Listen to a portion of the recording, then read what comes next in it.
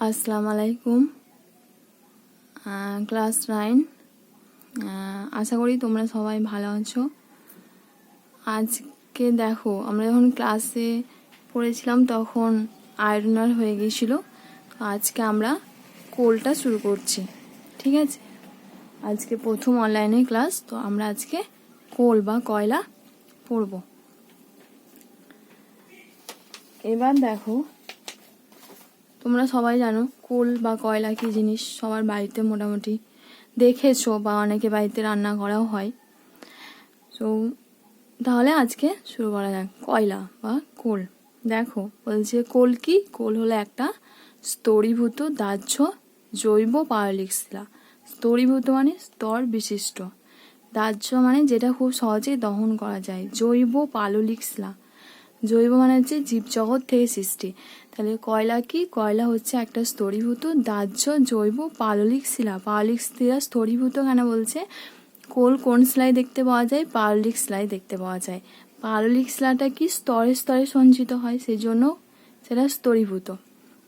তাহলে কোল কি হচ্ছে? একটা স্তরীভূত দাহ্য জৈব পাললিক শিলা, জীবজগৎ থেকে সৃষ্টি হয়, সেই জন্য জৈব পাললিক শিলা কেন বলছে? কারণ যখন হাজার হাজার কোটি কোটি বছর আগে পাললিক শিলা স্তরে স্তরে সঞ্চিত হয়, তখন স্তরের মধ্যে জীবজগৎ চাপ পড়ে যায়। প্রচণ্ড চাপে বা তাপে সেটা কি হয়? বিয়োজিত হয়। বিয়োজিত হওয়ার ফলে উদ্ভিদের তরল অংশ বাষ্পীভূত হয় এবং কঠিন কার্বোহাইড্রেট কার্বন অঙ্গার রূপে কোল বা কয়লাতে পরিণত হয়। তার জন্য জৈব পাললিক শিলা বলছে জীবজগৎ থেকে সৃষ্টি হয়। হলো। এবার দেখো, কোল হচ্ছে চিরাচরিত সর্বপ্রাচীন সর্বপ্রথম, মানে কি একদম প্রাচীন, পৃথিবীর সৃষ্টি প্রথম থেকেই কয়লা প্রচলিত রয়েছে, সেই জন্য কি কয়লা হচ্ছে বা কোল হচ্ছে সর্বপ্রাচীন বা সর্বপ্রথম। অপুনর্ভব। অপুনর্ভব মানে হচ্ছে যা আর ফিরে পাওয়া যায় না, পুনরায় উদ্ধার করা যায় না, তাকে আমরা বলছি অপুনর্ভব। ক্ষয়িষ্ণু মানে ক্ষয়প্রাপ্ত। গচ্ছিত। গচ্ছিত মানে হচ্ছে লিমিটেড, মানে যেটা সঞ্চয় করে আর কি। যেমন সাপোজ ধরো, গচ্ছিত কেন বলছি? আমরা যদি একটা মগের মধ্যে জল সঞ্চয় করে রাখি, তাহলে সেটা খরচা করতে করতে শেষ হয়ে যায়। ঠিক একইভাবে কোল হচ্ছে একটা গচ্ছিত সম্পদ। গচ্ছিত সম্পদ, যেটা কিনা শেষ হয়ে যাওয়ার সম্ভাবনা রয়েছে, এবং গচ্ছিত বলেই সেটা অপুনর্ভব, মানে একবার শেষ হয়ে গেলে আর ফিরিয়ে আনা যাবে না। সো কোল হচ্ছে গচ্ছিত অপুনর্ভব সম্পদ। এবার দেখো, আমরা পড়ব কয়লার শ্রেণীবিভাগ। কয়লাকে আমরা কটি ভাগে ভাগ করি? কয়লাকে আমরা 4টে ভাগে ভাগ করি। কি কি? পিট কয়লা, লিগনাইট কয়লা, বিটুমিনাস কয়লা, অ্যানথ্রেসাইট কয়লা। এবার হচ্ছে কার ভিত্তিতে ভাগ করি না, কতটা পরিমাণ কার্বন কোন কয়লার মধ্যে রয়েছে তার উপরে ভিত্তি করে আমরা কয়লাকে 4টে ভাগে ভাগ করছি। দেখো, পিট কয়লা, যেটাতে কার্বনের পরিমাণ খুব কম, 35%। তা হচ্ছে লিগনাইট কয়লা, কত কার্বনের পরিমাণ? 35 থেকে 50%। বিটুমিনাস কয়লা 80 to 85%, আর অ্যানথ্রেসাইট কয়লা 85 থেকে 90%। সো এই যে 4 প্রকার কয়লা, পিট, লিগনাইট, বিটুমিনাস এবং অ্যানথ্রেসাইট কয়লা, এই 4টে কয়লার মধ্যে তোমরা দেখেই বুঝতে পারছো কার্বনের পরিমাণ কার বেশি হয়েছে? অ্যানথ্রেসাইট, মানে সেটা উন্নত মানের কয়লা। তারপরে কি আছে? বিটুমিনাস। বিটুমিনাস একটু আরও, বিটুমিনাস অ্যানথ্রেসাইট থেকে একটু কম। তারপরে হচ্ছে লিগনাইট এবং পিট কয়লা। এবার যদি পরীক্ষায়, পিট কয়লা হচ্ছে সব থেকে নিকৃষ্ট মানের কয়লা। এবার যদি পরীক্ষায় প্রশ্ন আসে সব থেকে উৎকৃষ্ট মানের কয়লা কোনটি, তখন কি হবে? অ্যানথ্রেসাইট কয়লা বা অ্যানথ্রেসাইট কোল। আর সব থেকে নিকৃষ্ট মানের হচ্ছে পিট কয়লা। কার্বনের পরিমাণ কত? 35%। তাহলে বোঝাতে পারলাম কয়লাকে কটি ভাগে ভাগ করা হচ্ছে এবং কি কি। এবার দেখো, পিট কয়লা। পিট কয়লাকে আমরা কি বলছি? সব থেকে নিকৃষ্ট মানের কয়লা। কেন বলছি? কারণ কি না, পিট কয়লার মধ্যে কার্বনের পরিমাণটা। তারপর হচ্ছে লিগনাইট কয়লা, কার্বনের পরিমাণ কত? 35 থেকে 50%। এবং লিগনাইট যে কয়লা রয়েছে সেটার বৈশিষ্ট্য কি না, তাপ উৎপাদনের ক্ষমতা অপেক্ষাকৃত বেশি এবং লিগনাইট কয়লা গাঢ় বাদামি বর্ণের হয় বলে একে কি বলা হয়, ব্রাউন কোল। তাহলে ব্রাউন কোল কাকে বলা হয়, লিগনাইট কোলকে। যদি পরীক্ষায় প্রশ্ন আসে ব্রাউন কোল কাকে বলে, তখন কি বলবে, লিগনাইট কোলকে ব্রাউন কোল বলা হয়। দেখো পিট কয়লা যেটা নিকৃষ্ট মানের কয়লা, সেটা কোন কাজে ব্যবহৃত হয়, বেশিরভাগ রান্নার কাজে ব্যবহৃত হয়। এবার হচ্ছে বিটুমিনাস কোল। বিটুমিনাস কোল কি না, বিটুমিনাস কোল যেখানে কিনা কার্বনের পরিমাণটা কত, 85%, মানে বুঝতেই পারছি এটা উৎকৃষ্ট মানের কয়লা এবং এর তাপ উৎপাদন করার ক্ষমতা খুব বেশি। আর অ্যান্থ্রেসাইট কয়লা সেটা কিনা আরও বেশি তাপ উৎপাদন করার ক্ষমতা কত, 85 থেকে 90%। তাহলে এই হলো কয়লার শ্রেণীবিভাগ। এবার দেখো কয়লার ব্যবহার ও গুরুত্ব। কয়লার ব্যবহার ও গুরুত্ব। কয়লা কোন, আমরা জানি যে আমাদের প্রতিনিয়ত দৈনন্দিন কাজে প্রায়ই কয়লা ব্যবহৃত হয়। কয়লার ব্যবহার এত ব্যাপক, এত বিবিধ, এত বিচিত্র যে প্রকৃত মূল্য নির্ধারণ করা অসম্ভব। কয়লার রং কি, কালো। এবং কয়লা দেখতে কিরকম, মানে কয়লাকে তুলনা করা হচ্ছে কার সাথে, হীরের মতো, কারণ আমরা জানি যে হীরে খুব মূল্যবান, ঠিক একইভাবে কয়লাও খুব মূল্যবান। সো কালো হীরের মতো হওয়ার জন্য একে কি বলা হয়, ব্ল্যাক ডায়মন্ড। তাহলে কয়লাকে মানে প্রত্যক্ষ পরোক্ষভাবে প্রায় সমস্ত রকম শিল্পেই ব্যবহার করা হয়। যেমন প্রত্যক্ষভাবে বলতে গেলে আমরা কয়লাকে রান্নার কাজে ব্যবহার করি, এটা হচ্ছে একটা প্রত্যক্ষভাবে ব্যবহার। পরোক্ষভাবে বলতে গেলে কয়লাকে আমরা ইস্পাত তৈরির কাজে ব্যবহৃত করি। তাহলে কয়লাকে প্রত্যক্ষ পরোক্ষভাবে বিভিন্ন কাজে লাগানো যায়, ব্যবহার করা যায়। সেই জন্য কয়লাকে কি বলছে, সকল শিল্প সভ্যতার জননী বা মেরুদণ্ড। এবার হচ্ছে কয়লা কোন কোন কাজে ব্যবহৃত হয়, কয়লার ব্যবহারটা কি, এবার আমরা সেটা জানবো। এবার আমরা পড়ব কয়লার ব্যবহার। কয়লা কোন কোন কাজে ব্যবহৃত হয়, শক্তি উৎপাদন করতে ব্যবহৃত হয়, বাষ্প শক্তি উৎপাদন করতে, বিদ্যুৎ শক্তি, জ্বালানি হিসাবে এবং উপায়ত দ্রব্য। শক্তি উৎপাদনে ব্যবহৃত হয় মানে দেখো, বাষ্প শক্তি উৎপাদন মানে কয়লাকে পুড়িয়ে যে কয়লাকে একটা তাপ উৎপন্ন হয়, সেই তাপে জলকে বাষ্পে পরিণত করে তার সাহায্যে রেল, জাহাজ, সিমেন্ট, অ্যালুমিনিয়াম, কাগজ শিল্পে যন্ত্রপাতি চালানো হয়। তাহলে শক্তি উৎপাদন হতে বাষ্প শক্তি উৎপাদন কী হবে না, কয়লাকে পুড়িয়ে বা কয়লাকে দাহ্য করে যে তাপ পাওয়া যায়, সেই তাপের দ্বারা জলকে বাষ্পীভূত করে, সেই বাষ্পের মাধ্যমে জলকে বাষ্পীভূত করে সেই বাষ্পের দ্বারা বা বাষ্পের মাধ্যমে রেল ইঞ্জিন, তারপরে অ্যালুমিনিয়াম, কাগজ শিল্পে যন্ত্রপাতি চালানো যায়। 2 নম্বর হচ্ছে বিদ্যুৎ উৎপাদন। আমরা জানি যে আমরা যে ইলেকট্রিসিটি ব্যবহার করি বাড়িতে বা যে বিদ্যুৎ ব্যবহার করি, সেটাকে কিন্তু সেই তাপ শক্তিটা কোথা থেকে আসে, কয়লা থেকে।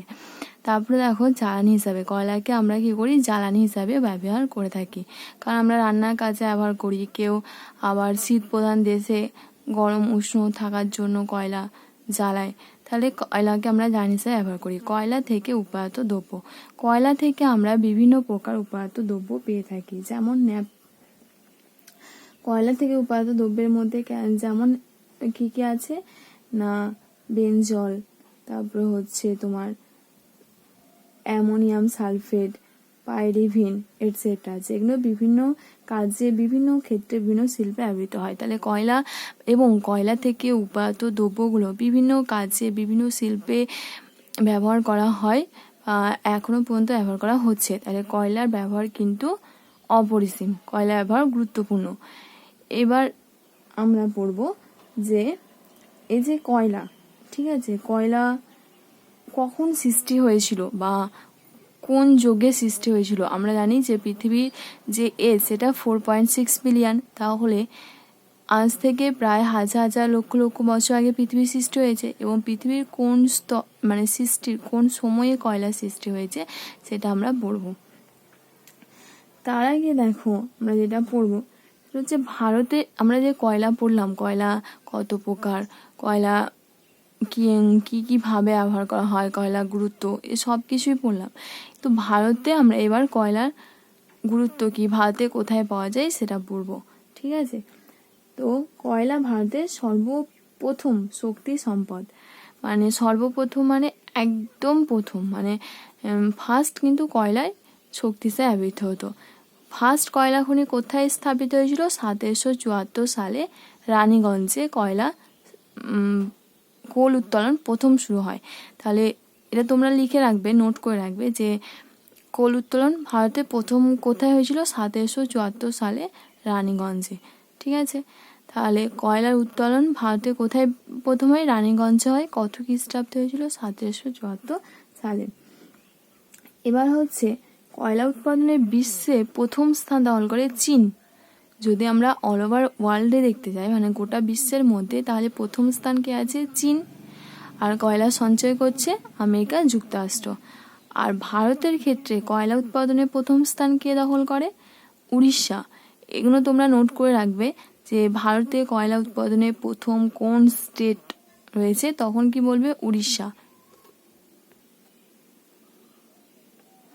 এবার আমরা পড়ব ভারতের কোথায় বেশি কয়লা উৎপাদিত হয়, কোন রাজ্য প্রথম স্থান অধিকার করে থাকে।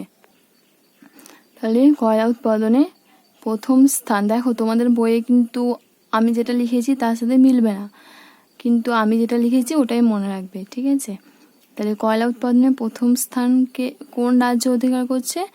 উড়িষ্যা। তারপরে কি? ছত্তিশগড়, দেন ঝাড়খণ্ড। ঠিক আছে, এবার আমরা পড়ব উড়িষ্যার কোথায় কোথায় কয়লা উৎপাদিত হয়, বা যে যে জেলা, উড়িষ্যাতে একটা স্টেট, তার মধ্যেও তো কিছু জেলা রয়েছে, যেমন ওয়েস্ট বেঙ্গল, ওয়েস্ট বেঙ্গলের মধ্যে রানীগঞ্জ। ঠিক একইভাবে উড়িষ্যার মধ্যে কোন কোন জায়গা, কোথায় বেশি কয়লা উৎপাদিত হয়, সেইগুলো আমরা একটু আলোচনা করব বা মনে রাখতে হবে, কারণ পরীক্ষার সময় দেখা গেল কোনো একটা নাম দিয়ে দেবে, তো বলবে সাপোজ ধরো ঝরিয়া একটা কয়লা খনি, সেটা কোন রাজ্যে অবস্থিত, সেটা যদি আমরা না পড়ি তো জানতে পারবো না। তাহলে আমরা এবার পড়ব যে কয়লা উৎপাদনে প্রথম তিনটে রাজ্য ভারতের মধ্যে কি পড়লাম? একটা উড়িষ্যা ফার্স্ট, সেকেন্ড হচ্ছে ছত্তিশগড়, দেন হচ্ছে ঝাড়খণ্ড। তাহলে কি কি রয়েছে? উড়িষ্যা, ছত্তিশগড় অ্যান্ড ঝাড়খণ্ড। এবার দেখো, এবার আমরা পড়ব উড়িষ্যার মধ্যে কোথায় কোথায় কয়লা উৎপাদিত বেশি হয়, সেগুলো আমি বলছি, তোমরা শুনে শুনে বইয়ে দাগ নিয়ে নেবে এবং সেগুলোকে মনে রাখার চেষ্টা করবে। ঠিক আছে,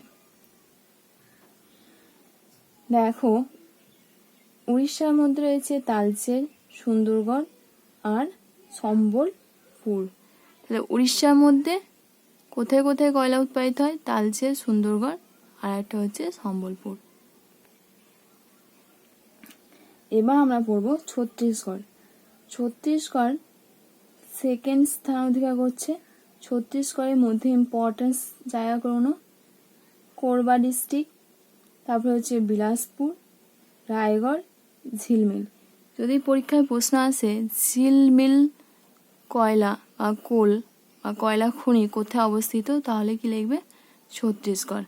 আর পড়ব ঝাড়খণ্ডের মধ্যে রয়েছে বোকারো, যেগুলো ইম্পর্টেন্ট আমি শুধু সেগুলোই বলছি, ঝরিয়া, বোকারো, রামগড়, গিরিত, কর্ণপুরা, ডালটনগঞ্জ। তাহলে ছত্তিশগড়ের মধ্যে কি হয়েছে? ঝরিয়া, বোকারো, রামগড়, গিরিত, কর্ণপুরা, ডালটনগঞ্জ। ঠিক আছে, এগুলো হচ্ছে ছত্তিশগড়ে পাওয়া যায়।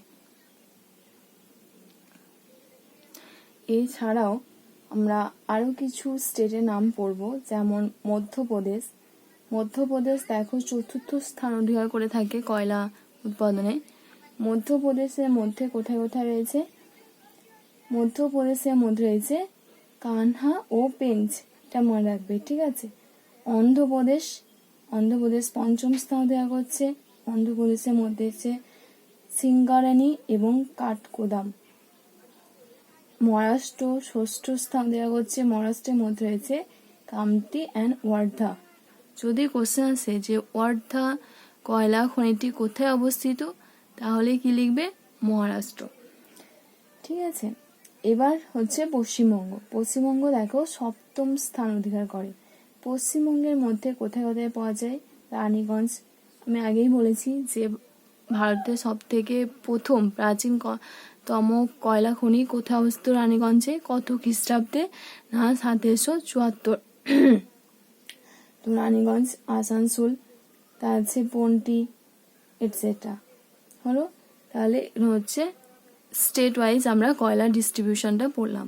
তোমরা স্টেট ওয়াইজ পড়বে এবং যে যে জায়গাগুলোর নাম আমি বলে দিলাম ভালো করে সেগুলোকে মেমোরাইজ করার চেষ্টা করবে, কারণ পরীক্ষার সময় তোমাদেরকে দেখা গেল কোনো একটা জায়গার নাম বলে দিল, সাপোজ ধরো ওয়ার্দা, ওয়ার্দা একটা কয়লা খনি, এবং বললো হয়তো ওয়ার্দা কয়লা খনিটি কোন রাজ্যে অবস্থিত। যদি তোমরা জানো তাহলে পারবে মহারাষ্ট্র, আর যদি না জানো তাহলে পারবে না। তো যে নামগুলো আমি বলে দিলাম সেগুলোকে একটু ভালো করে মনে রাখবে, তাহলেই হবে। এবার আমরা পড়ব কয়লাকে, এই ভারতে যে কয়লা পাওয়া যায় সেটাকে মূলত দুটো ভাগে ভাগ করা যায়, একটা গন্ডোয়ানা যুগের সৃষ্ট কয়লা আর একটা টারসিয়ারি যুগের সৃষ্ট কয়লা। সো গন্ডোয়ানা যুগের সৃষ্ট কয়লা এটা 250 মিলিয়নস অর্থাৎ 28 থেকে 30 কোটি বছর আগে সৃষ্টি হয়েছে, আর টারসিয়ারি যুগের কয়লা 7 থেকে 8 কোটি বছর আগে সৃষ্টি হয়েছে, বা 15 থেকে 60 মিলিয়নস আগে সৃষ্টি হয়েছে।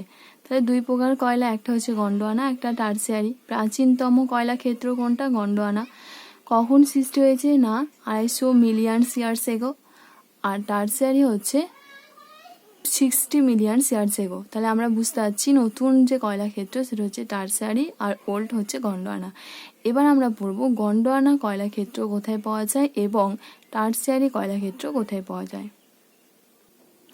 এবার দেখো গন্ডোয়ানা কয়লা ক্ষেত্র কোথায় পাওয়া যায়।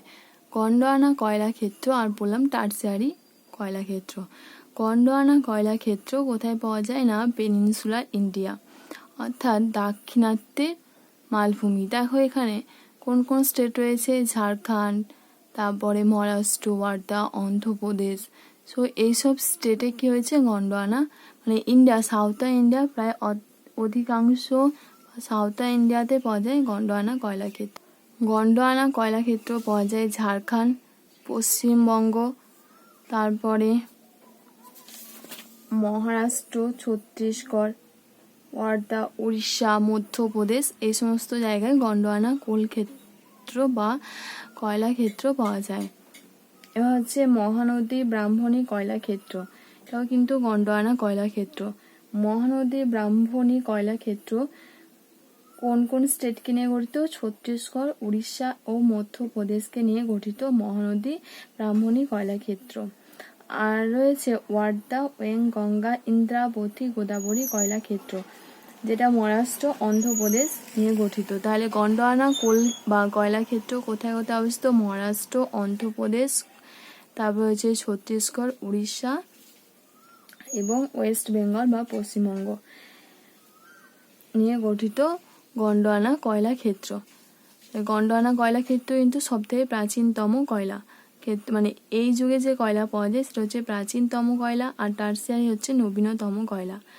সো এবার যদি পরীক্ষায় প্রশ্ন আসে মহানদী ব্রাহ্মণী কয়লা ক্ষেত্র কোন কোন স্টেটকে নিয়ে গঠিত, তাহলে হবে ছত্তিশগড়, উড়িষ্যা, মধ্যপ্রদেশ এবং ওয়ার্ধা কয়লা ক্ষেত্র বা ওয়েং গঙ্গা, ইন্দ্রাবতী, গোদাবরী কয়লা ক্ষেত্র মহারাষ্ট্র এবং অন্ধ্রপ্রদেশ দুটো স্টেটকে নিয়ে গঠিত। তো এটা তোমরা বই থেকে ভালো করে পড়বে, ঠিক আছে? মহানদী ব্রাহ্মণী কয়লা ক্ষেত্র এবং ওয়ার্ধা, ওয়েং গঙ্গা, ইন্দ্রাবতী, গোদাবরী কয়লা ক্ষেত্র। এবার দেখো আমরা পড়বো টারসিয়ারি কয়লা ক্ষেত্র। টারসিয়ারি মানে নবীন, মানে নতুন। টারসিয়ারি মানে হচ্ছে আজ থেকে প্রায় 6 থেকে 7 কোটি বছর আগে সৃষ্ট যে কয়লা সেটাকে আমরা বলছি টারসিয়ারি কয়লা। টারসিয়ারি কয়লার মধ্যে কি কোন কোন শ্রেণীর কয়লা রয়েছে? নিকৃষ্ট মানের কয়লা, যেমন লিগনাইট ও পিট কয়লা। লিগনাইট কয়লা কোথায় পাওয়া যায়? ভারতের তামিলনাড়ুতে লিগনাইট জাতীয় কয়লা পাওয়া যায়। টারসিয়ারি কয়লা ক্ষেত্র, আমরা আগে পড়লাম যে গন্ডোয়ানা কয়লা ক্ষেত্র পাওয়া যায় দাক্ষিণাত্যের মালভূমি পেনিনসুলার ইন্ডিয়া। কোন কোন স্টেটে পাওয়া যায়? ঝাড়খণ্ড, তার যে মহারাষ্ট্র, অন্ধ্রপ্রদেশ, পশ্চিমবঙ্গ এবং উড়িষ্যা, ছত্তিশগড়। টারসিয়ারি কয়লা ক্ষেত্র কোথায় কোথায় পাওয়া যায়? আসাম, উত্তরপ্রদেশ, অরুণাচল প্রদেশ এবং রাজস্থান, কেরল, তামিলনাড়ু। নেভেলিতে পাওয়া যায় লিগনাইট জাতীয় কয়লা। তাহলে যদি প্রশ্ন করা হয় গারো, খাসি, জয়ন্তিয়া কোন জাতীয় কয়লা পাওয়া যায়, তাহলে কি হবে? টারশারি যুগের কয়লা।